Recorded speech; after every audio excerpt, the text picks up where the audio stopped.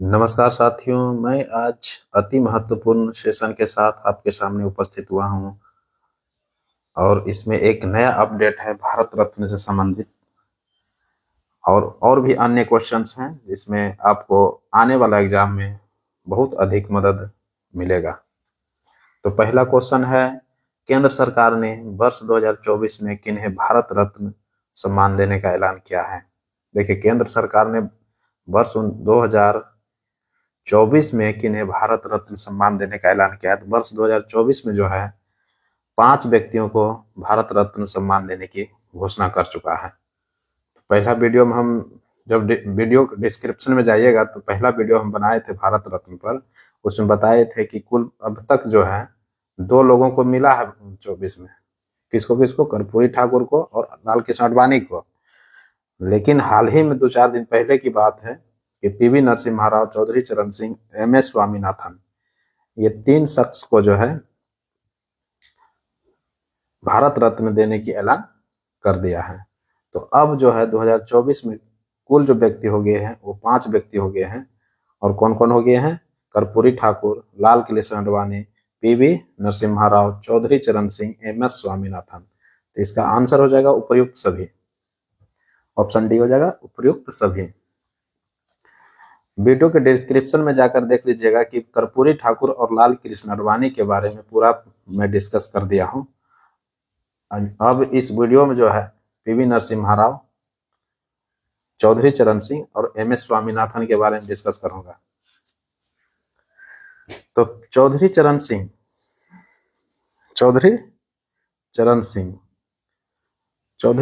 के बारे में अगर बताऊं तो ये इनका जन्म जो हुआ था ये 23 दिसंबर 1902 ईस्वी में हुआ था। 23 दिसंबर 1902 में नूरपुर में हुआ था। नूरपुर हापुड़ में पड़ता है, ये मेरठ में पड़ता है। हापुड़, मेरठ। यह एक किसान परिवार में जन्म हुआ था, जाट किसान परिवार में जन्म हुआ था इनका। आजादी के आंदोलन में इन्होंने भाग लिया था। इन्हीं की जयंती पर 23 दिसंबर को किसानों के लिए बहुत ऐसे काम किए जो कि 23 दिसंबर को जो है इन्हीं के जयंती पर किसान दिवस के रूप में भारत में मनाया जाता है। तो सभी लोग जानते होंगे कि किसान दिवस कब मनाया जाता है, तो 23 दिसंबर को। तो 23 दिसंबर का जो है चौधरी चरण सिंह के जन्मदिन पर ही जो है किसान दिवस मनाया जाता है। तो क्लियर समझ में आ गया होगा। ये चौधरी चरण सिंह जो है यूपी के उत्तर प्रदेश के 2 बार मुख्यमंत्री रह चुके हैं। उत्तर प्रदेश के 2 बार मुख्यमंत्री रह चुके हैं। पहला बार जो मुख्यमंत्री रहा था वो 3 अप्रैल 1967 को ये मुख्यमंत्री पद पर शपथ लिए थे। 3 अप्रैल 1967 और 17 अप्रैल 1968 ईस्वी तक जो है लगभग 1 साल का कार्यकाल इनका रहा। और फिर दूसरे कार्यकाल में 1970 में आए थे और 2 कार्यकाल इनका 2 बार मुख्यमंत्री बना। तो 1967 से 1968 तक और एक बार 1970 में। क्लियर हो गया। ये वित्त मंत्री भी रह चुके हैं, भारत के ये वित्त मंत्री भी रह चुके हैं केंद्र में। 79 में वित्त मंत्री और उप प्रधानमंत्री दोनों पोस्ट इनके पास था। 79 में जब आप देखिएगा तो उस समय मिलेगा कि ये 79 में वित्त मंत्री और उप प्रधानमंत्री रहे थे। नबार्ड का स्थापना करने का जो है पूरा सहयोग जो है ये चौधरी चरण सिंह दिए थे, अपना पूरा सहयोग दिए थे नबार्ड की स्थापना में। नबार्ड की स्थापना राष्ट्रीय कृषि व ग्रामीण विकास बैंक, राष्ट्रीय कृषि एवं ग्रामीण विकास बैंक की स्थापना जो है, जिसको नबार्ड हम लोग बोलते हैं, उसके स्थापना में महत्वपूर्ण भूमिका चौधरी चरण सिंह निभाए थे। ये भारत के प्रधानमंत्री भी रह चुके हैं। चौधरी चरण सिंह जो है भारत के प्रधानमंत्री भी रह चुके हैं। वो 5वें नंबर के प्रधानमंत्री थे, भारत के 5वें नंबर के प्रधानमंत्री थे। 28 जुलाई 1979 में जो है ये प्रधानमंत्री बने थे और 14 जनवरी 1980 तक जो है ये प्रधानमंत्री पद पर रहे थे। ये भारत के 5वें नंबर के प्रधानमंत्री थे। तो क्लियर समझ में आ गया होगा। इनका निधन जो हुआ था ये 29 मई 1987 ईस्वी को हो गया था। कब हुआ था? 29 मई 1987 ईस्वी को। तो क्लियर हो गया होगा। तो चौधरी चरण सिंह के बारे में हम संक्षिप्त डिस्कस कर दिए हैं। अब जो भी क्वेश्चन आएगा आपसे हल हो जाएगा। तो क्लियरली हो गया होगा। दूसरी कड़ी में है पीवी नरसिम्हा राव। पीवी नरसिम्हा राव का जब हम डिस्कस करेंगे कि ये आंध्र प्रदेश के रहने वाले थे और आंध्र प्रदेश के ये सीएम पद पर भी कुछ दिन कार्यरत रहे थे। इनका जन्म जो हुआ था 28 जून 1921 ईस्वी को हुआ था। 28 जून 1921 को करीमनगर आंध्र प्रदेश में हुआ था। करीमनगर आंध्र प्रदेश में हुआ था और मुख्यमंत्री पद पर 1971 से 1973 तक आंध्र प्रदेश के मुख्यमंत्री बना था ये। और ये पीवी नरसिम्हा राव जो थे 18 भाषाओं के जानकार थे, बहुत भाषा जानते थे, 18 भाषाओं के जानकार थे और प्रधानमंत्री, भारत के प्रधानमंत्री भी बने थे ये।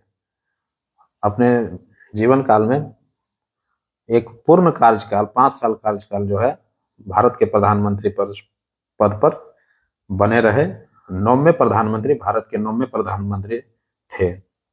20 जून 1991 से 16 मई 1996 तक जो है 91 से 96 तक ये भारत के प्रधानमंत्री, 9वें प्रधानमंत्री के पद को सुशोभित किए थे। तो इसमें क्लियर हो गया होगा। इन्हीं के कार्यकाल में 1991 से 1996 के कार्यकाल में जब पीवी नरसिम्हा राव आए थे, इन्हीं के कार्यकाल में डॉक्टर मनमोहन सिंह, जो नरेंद्र मोदी के पहले जो है 10 साल जो है 2014 में जब नरेंद्र मोदी प्रधानमंत्री बने थे, उनके पहले जो है 2004 से 2014 तक जो है ये कौन प्रधानमंत्री रहे थे? डॉक्टर मनमोहन सिंह। डॉक्टर मनमोहन सिंह जो थे 1991 उस समय जो थे पीवी नरसिम्हा राव के कार्यकाल में वित्त मंत्री, भारत के वित्त मंत्री थे। तो उस समय क्या था कहानी कि भारत की जो अर्थव्यवस्था जो है चरमरा गई थी। आर्थिक स्थिति इतनी गंभीर स्थिति में चली गई थी कि भारत को उबरना मुश्किल हो रहा था। इस स्थिति में डॉक्टर मनमोहन सिंह जो है एक बहुत ही एक अच्छा काम कर गए, जिसके कारण से भारत की अर्थव्यवस्था जो है पटरी पर आकर के खड़ा हुआ था। तो सुने होंगे कि 1991 में एलपीजी रिफॉर्म आया था। एलपीजी रिफॉर्म, लिबरेटाइजेशन, प्राइवेटाइजेशन और ग्लोबलाइजेशन। ये लिबरेटाइजेशन, प्राइवेटाइजेशन और ग्लोबलाइजेशन के माध्यम से यह एक ऐसा नियम था, यह एक ऐसी रिफॉर्म था कि इसके माध्यम से जो है ना भारत की बाजार जो है विश्व बाजार को के लिए खोल दिया था। और भारत में क्या बहुत विदेशों से जितने भी कंपनियां थे वो भारत में व्यापार करने के लिए आने लगे और उस समय से भारत की आर्थिक स्थिति में सुधार हुआ। इसी समय जो है भारत जो है ये भारत का जो सोना है, तो सोना को गिरवी इंग्लैंड में रखा था और इंग्लैंड में गिरवी रख करके 300 करोड़ रुपया जो है वहां से लाए थे और उस 300 करोड़ से भारत की अर्थव्यवस्था को पटरी पर लाने के लिए एक अहम भूमिका निभाया। उसी का देन रहा, एलपीजी का ही देन है, जो कि आज भारत जो है एक अच्छा विकासशील देश में एक अच्छा ऊंचाई को छू रहा है। तो आज भारत की स्थिति जो आर्थिक स्थिति इतनी अच्छी है कि हम बोलते हैं कि 5 ट्रिलियन 3 ट्रिलियन विश्व के 5वें आर्थिक व्यवस्था में सुदृढ़ माना जा रहा है। तो ये एलपीजी का ही देन रहा था। तो क्लियर समझ में आ गया होगा।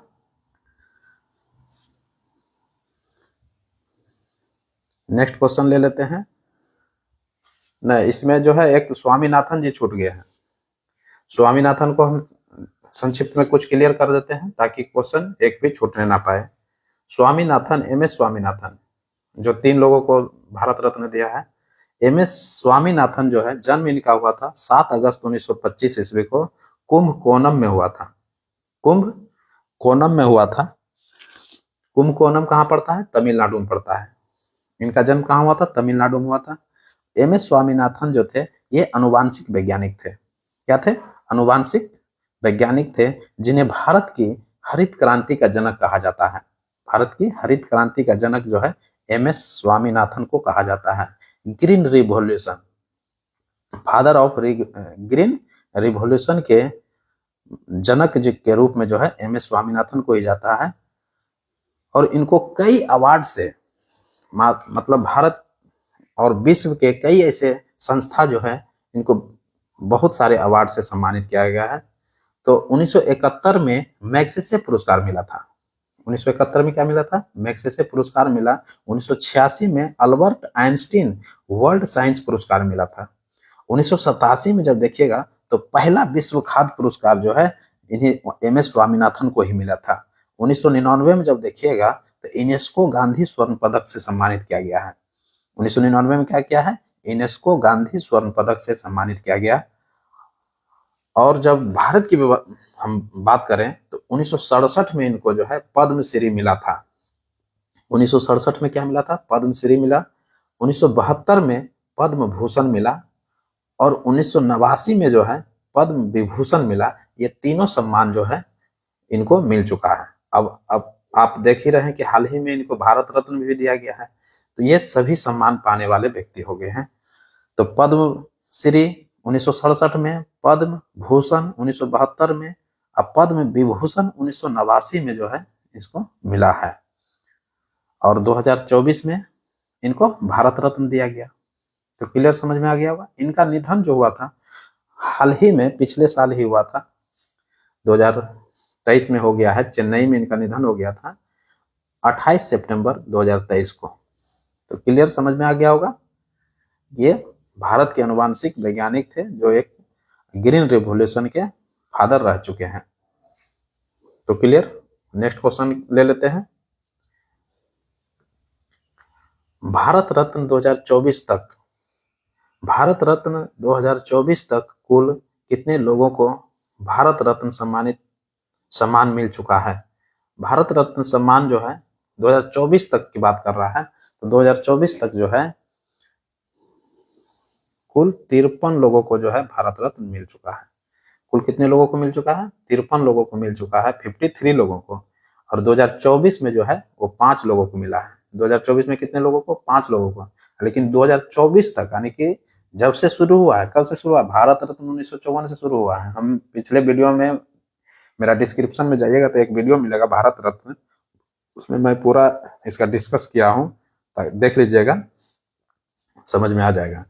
1954 से अब तक जो है भारत रत्न जो है 53 लोगों को दे चुका है, मिल चुका है। तो क्लियरली समझ में आ गया होगा। नेक्स्ट क्वेश्चन ले लेते हैं।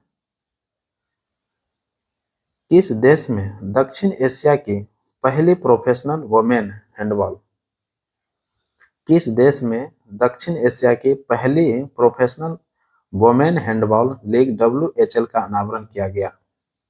WHL का अनावरण किया गया कहाँ? भारत। ऑप्शन सी हो जाएगा, भारत। तो पहली ये आ गया है। इसको पहली के बारे में जो अगर आ जाता है क्वेश्चन में तो बहुत इंपॉर्टेंट हो जाता है। तो वही कह रहा है कि किस देश में दक्षिण एशिया की पहली professional women handball league WHL का अनावरण किया गया? तो भारत में किया गया। तो क्लियर समझ में आ गया होगा। उसमें भारत रत्न में जब डिस्कस किए थे पिछले वीडियो में, तो आपको बताए थे कि किसी एक साल के लिए जो है ना मैक्सिमम 3 ही व्यक्ति को मतलब भारत रत्न दिया जा सकता है। लेकिन 2024 में 5 लोगों को भारत रत्न देने की ऐलान किया गया है। तो यह एक एक्सेप्शन है, इसे आप ध्यान में रखिएगा। क्लियरली। नेक्स्ट क्वेश्चन ले लेते हैं। Corruption perception index, corruption perception index CPI 2023 की रिपोर्ट के अनुसार किस देश में सबसे ज्यादा भ्रष्टाचार है? देखिए, सबसे ज्यादा भ्रष्टाचार की बात कर रहा है तो सबसे ज्यादा भ्रष्टाचार जो है वो सोमालिया में है। कहाँ पर है? सोमालिया में है। 180 देशों का लिस्ट जारी किया था। करप्शन परसेप्शन इंडेक्स 2023 का रिपोर्ट जो है हाल ही में इधर फरवरी में इसको प्रकाशित किया गया है और इसमें पाया गया कि 180 देशों की लिस्ट में कि 180वां स्थान पर जो है वो सोमालिया है। 180 स्थान पर कौन है? सोमालिया है। दूसरे स्थान पर लास्ट सेकंड जो है वेनेजुएला है और लास्ट थर्ड जो है सीरिया है। तो सबसे ज्यादा भ्रष्टाचार कहाँ होता है? सोमालिया में। उसके बाद कहाँ होता है? वेनेजुएला में। उसके बाद जो होता है सीरिया में। ये 3 देश जो है नीचे से हम ले लिए हैं, Somalia, Venezuela, Syria. Clear? Next question ले लेते हैं। करप्शन परसेप्शन इंडेक्स सीपीआई 2023 के अनुसार सबसे कम भ्रष्ट देश कौन है? तो सबसे कम भ्रष्ट देश जो है वो डेनमार्क है। कौन है? डेनमार्क है। सबसे अच्छा जो है डेनमार्क की स्थिति है। यहाँ भ्रष्टाचार बहुत ही कम मात्रा में होता है। भ्रष्टाचार तो हर देश में होता है लेकिन बहुत ही कम मात्रा में भ्रष्टाचार होता है। तो डेनमार्क हो गया पहले स्थान पर। दूसरे स्थान पर फिनलैंड हो गया और दूसरे स्थान पर 2 लोग हैं, फिनलैंड है और न्यूजीलैंड भी शामिल है। तो क्लियर समझ में आ गया?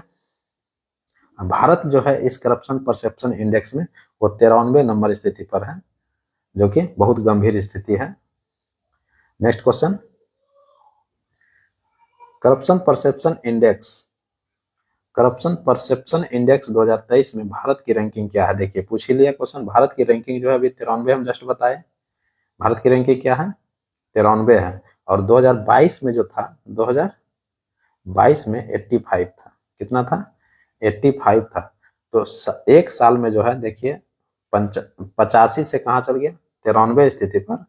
तो एक साल में भ्रष्टाचार की मामला जो है बहुत अत्यधिक बढ़ा है। तो आप इसे समझ सकते हैं। तो करप्शन परसेप्शन इंडेक्स 2023 में भारत की रैंकिंग क्या है? तो 93 है, जबकि पिछले साल कितना था? 85 था। तो क्लियर समझ में आ गया होगा। नेक्स्ट क्वेश्चन ले लेते हैं। किस राज्य सरकार ने, देखिए बहुत इंपॉर्टेंट क्वेश्चन है, किस राज्य सरकार ने विधानसभा में समान नागरिक संहिता यूनिफॉर्म सिविल कोड का विधेयक पेश किया? देखिए विधेयक पेश कर दिया है। समान नागरिक संहिता जो है ये बहुत ही देश में जो है एक मतलब चर्चा का विषय बना हुआ है। आपको एग्जाम में देखने के लिए मिलेगा। समान नागरिक संहिता जो है देश में एकदम पुरजोर से एकदम जो है ना इसमें चर्चा में लगा हुआ है कि कब ये जो है समान नागरिक संहिता लागू हो जाए। हो सकता है पूरे देश में लागू हो जाए। तो हम ये क्वेश्चन जो पूछा है कि किस राज्य सरकार ने विधानसभा में समान नागरिक संहिता यूनिफॉर्म सिविल कोड का विधेयक पेश किया है? तो उत्तराखंड किया है। कौन किया है? उत्तराखंड किया है। तो उत्तराखंड जो किया है ये, इसमें आप देखे होंगे कि ये स्वतंत्र भारत में समान नागरिक जो संहिता बिल जो है पेश किया है, ये उत्तराखंड पहला राज्य है। अगर ये पास हो जाता है तो स्वतंत्र भारत में यूनिफॉर्म सिविल कोड को लागू करने वाला ये देश का पहला राज्य बन जाएगा। तो आप देखे होंगे कि गोवा जो है यूनिफॉर्म सिविल कोड गोवा में तो लागू है। तो गोवा में जो है वो पहले से चले आ रहा है, मतलब जब हम लोग गुलामी की स्थिति में थे उसी समय से जो है यूनिफॉर्म सिविल कोड लागू है और आज तक गोवा में जो है चलते आ रहा है। इसीलिए क्वेश्चन कभी कभी पूछता है एग्जाम में कि भारत का कौन ऐसा एकमात्र राज्य है जहां यूनिफॉर्म सिविल कोड लागू है? तो उसका आंसर क्या हो जाता है? गोवा हो जाता है। तो क्लियरली समझ में आ गया। तो क्या है, बहुत पहले से चलते आ रहा है। जब आजादी भारत को नहीं मिली थी तो उसी समय से यूनिफॉर्म सिविल कोड जो है गोवा में लागू है। लेकिन जब स्वतंत्र भारत की चर्चा करेंगे तो स्वतंत्र भारत की चर्चा में क्या हो जाएगा? समान नागरिक संहिता जो है यूनिफॉर्म सिविल कोड कौन लागू करेगा? तो ये उत्तराखंड सरकार जो है विधानसभा में पेश कर दिया है।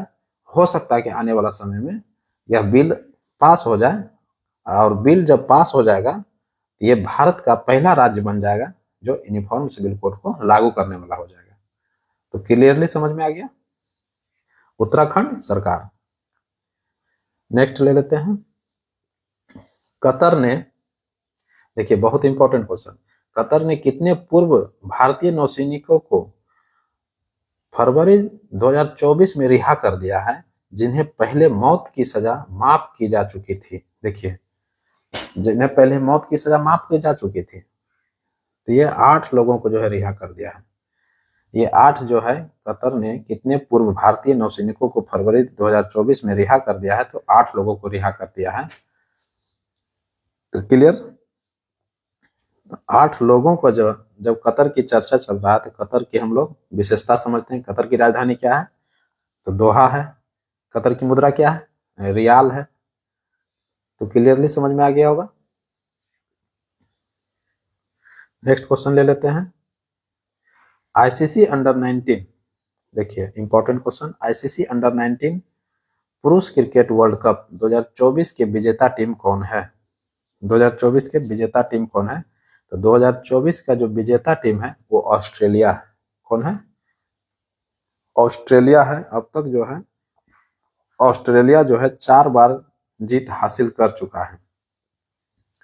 आईसीसी अंडर 19 जो पुरुष का क्रिकेट जो वर्ल्ड कप है, वो अब तक 4 बार जो है ना ऑस्ट्रेलिया जीत चुका है। क्लियरली समझ में आ गया। किसे हराया था? ऑस्ट्रेलिया ने भारत को ही हरा दिया है। तो क्लियर, ऑस्ट्रेलिया ने भारत को हरा करके ये चौथी बार जो है अंडर 19 आईसीसी अंडर 19 जो है पुरुष क्रिकेट वर्ल्ड कप 2024 अपने नाम कर लिया है। क्लियर। नेक्स्ट क्वेश्चन ले लेते हैं। आईसीसी अंडर 19, आईसीसी अंडर 19 पुरुष क्रिकेट वर्ल्ड कप 2024 के उपविजेता टीम कौन है? तो उपविजेता जो है वो भारत है। अभी जस्ट हम बताएं उपविजेता कौन है? भारत है। तो जब भारत और ऑस्ट्रेलिया के बीच जब चर्चा होता है तो बहुत इंटरेस्टिंग पॉइंट उठकर आता है कि हमेशा देखिएगा ज्यादातर जो है मैचेज जो होता है, चाहे वो वनडे इंटरनेशनल हो, T20 हो, चाहे मतलब कोई भी मैच हो, ऑस्ट्रेलिया के सामने भारत की स्थिति बड़ी लड़खड़ाहट जैसी हो जाती है। और यही कारण है कि आप 2023 वाला जो देखिएगा कि 2023 में वर्ल्ड कप हुआ था, उसमें भी भारत की हार हो गई थी। अभी देखिए हाल ही में इधर फरवरी में मैच, मतलब 2-4 दिन की पहले की चर्चा है कि अंडर 19 में भी भारत को हरा दिया है। क्लियर। तो फाइनल में अब तक जो है अंडर 19 टीम जो है 3 बार जो है ऑस्ट्रेलिया के साथ भिड़ंत हो गया है भारत का। 3 बार में 2 बार तो भारत, बहुत इंटरेस्टिंग की बात है, 2 बार भारत जीत चुका है, जबकि 1 बार जो है हार गया, इसी बार हार गया। तो 2 बार कब कब भारत जीता था? 2012 में 1 बार जीता था और 2018 में 1 बार जीता था। क्लियरली। और 1 बार जो है अभी ऑस्ट्रेलिया ने हरा दिया है। बहुत ही इंटरेस्टिंग की ये बात है। यह मैच जो हुआ था ये कहाँ हुआ था? तो दक्षिण अफ्रीका में हुआ था, साउथ अफ्रीका में हुआ था। तो मेजबानी अंडर 19 वर्ल्ड कप का जो है क्रिकेट वर्ल्ड कप का मेजबानी कौन कर रहा था? साउथ अफ्रीका कर रहा था। क्लियर।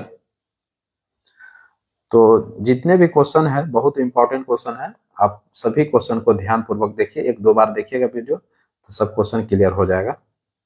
नेक्स्ट क्वेश्चन की ओर हम बढ़ते हैं। नेक्स्ट क्वेश्चन है, नासा ने एक नए ग्रह सुपर अर्थ, नाम है TOI 715b की खोज की। यह पृथ्वी से कितना दूर है? देखिए यह पृथ्वी से कितना दूर है चर्चा कर रहा है। तो बहुत ही